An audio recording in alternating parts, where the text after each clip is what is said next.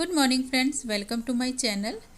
Friends, screen पर जो plant आप देख रहे हैं ये एक बेहद ही खूबसूरत फूलों वाला पौधा है जिसे मधुमालती भी कहा जाता है एंड इसे रंगून क्रीपर भी कहा जाता है और इसको झुमका बेल भी कहा जाता है। इसके फ्लावर्स जो हैं किसी झुमके के समान जो हैं वो लगते हैं और बेहद ही खूबसूरत ये फूलों की जो बेल होती है, आप चाहें तो इसको ज़मीन में भी लगा सकते हैं, चाहे तो किसी भी पॉट में आप इसको ग्रो कर सकते हैं। बेहद ही ये खूबसूरत फ्लावरिंग प्लांट है। वैसे तो ये समर ग्रोइंग फ्लावरिंग प्लांट है एंड हमारे जितने भी जो परमानेंट फ्लावरिंग प्लांट होते हैं फ्रेंड्स, वो समर में बहुत अच्छे से उनकी ग्रोथ चलती है, बट जैसे ही विंटर्स आती है तो उनकी ग्रोथ थोड़ी सी स्लो हो जाती है। लेकिन अब आप देख सकते हैं ये ज़मीन में लगा हुआ एक पौधा है और जो मेरे पेरेंट्स के गार्डन में लगा हुआ है और अभी भी ये जो है इसकी ग्रोथ जो है बहुत ही अच्छे से चल रही है और बंचेस में इसमें जो फ्लावर्स जो हैं वो आ रहे हैं, जबकि ठंड बहुत ज़्यादा हो चुकी हुई है और हमारे बहुत सारे जो पौधे होते हैं वो ठंड के कारण उनकी ग्रीनरी भी इतनी मेंटेन नहीं रहती है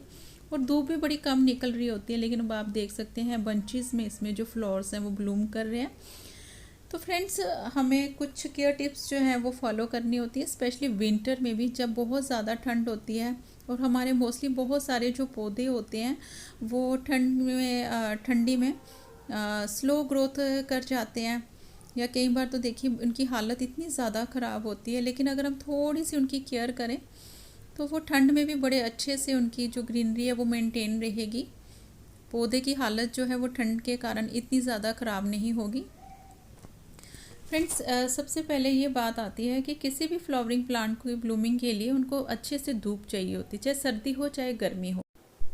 फ्रेंड्स, अगर आपने ये पौधा ज़मीन में लगाया हुआ है तो इतनी ज़्यादा केयर की इसको ज़रूरत भी नहीं है। ज़मीन में तो सिंपल गुड़ाई कर देंगे हम, तो टाइम टू टाइम हम उसमें फर्टिलाइज़र भी डालते रहेंगे तो पौधे की जो ग्रोथ है बहुत अच्छे से चलती है। लेकिन अगर आपने ये पौधा जो है वो पॉट में लगाया हुआ है तो कुछ बातों का जो ध्यान है वो हमें विंटर्स में भी रखना है।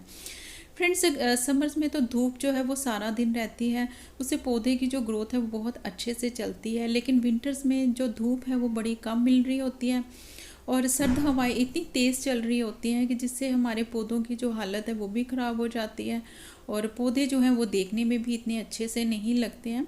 तो कोशिश करें कि विंटर्स में भी इसके पॉट को उस जगह पर प्लेस करें जहाँ पर सारे दिन की जो धूप है वो इस पौधे को लगे और इसमें जो फ्लावर्स हैं वो बड़े अच्छे से ब्लूम करें।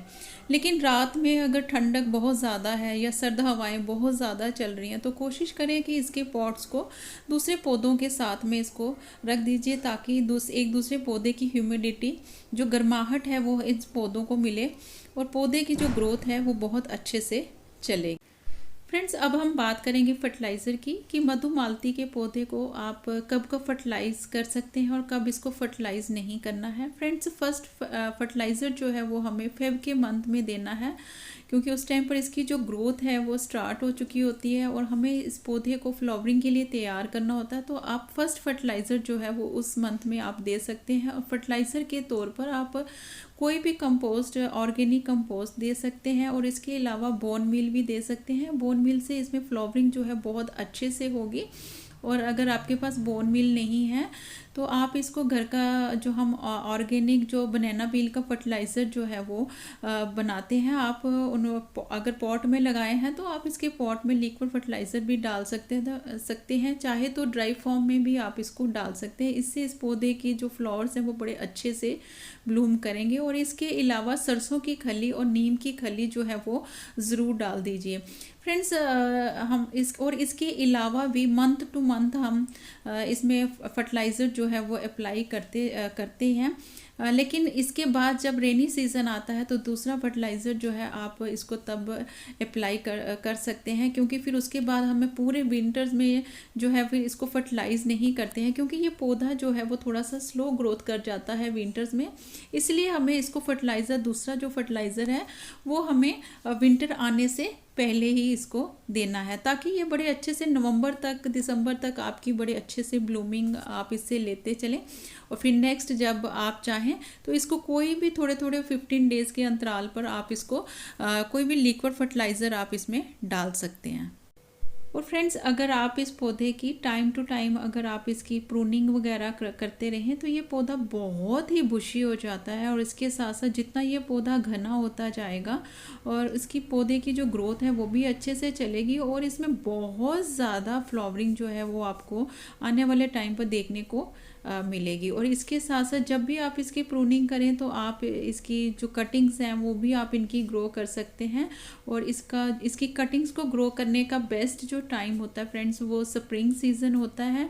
और चाहे आप रेनी सीज़न में भी इसकी कटिंग्स को ग्रो कर सकते हैं, 100% सक्सेस के साथ कर सकते हैं। और चाहे तो इसको एयर लेयरिंग द्वारा भी इस पौधे को बड़े अच्छे से ग्रो करके बहुत ही नंबरिंग ऑफ प्लांट्स जो हैं वो आप अपने गार्डन में रख सकते हैं। तो बेहद ही खूबसूरत ये एक पौधा है, तो आप इसकी बेल को ज़रूर अपने घर में ज़रूर ऐड करें फ्रेंड्स। और इसके साथ साथ मैं ये बताना चाहूँगी कि अगर आप इसको पॉट में लगाते हैं तो इसकी जो मिट्टी है फ्रेंड्स वो वेल ड्रेन होनी चाहिए, कि जैसे ही हम इनके पॉट में पानी डालें तो पानी जो है वो इनके ड्रेनेज होल से जल्दी ही बाहर निकल जाए और अधिक देर तक जो पानी है वो इनके पॉट में रुका नहीं रहना चाहिए।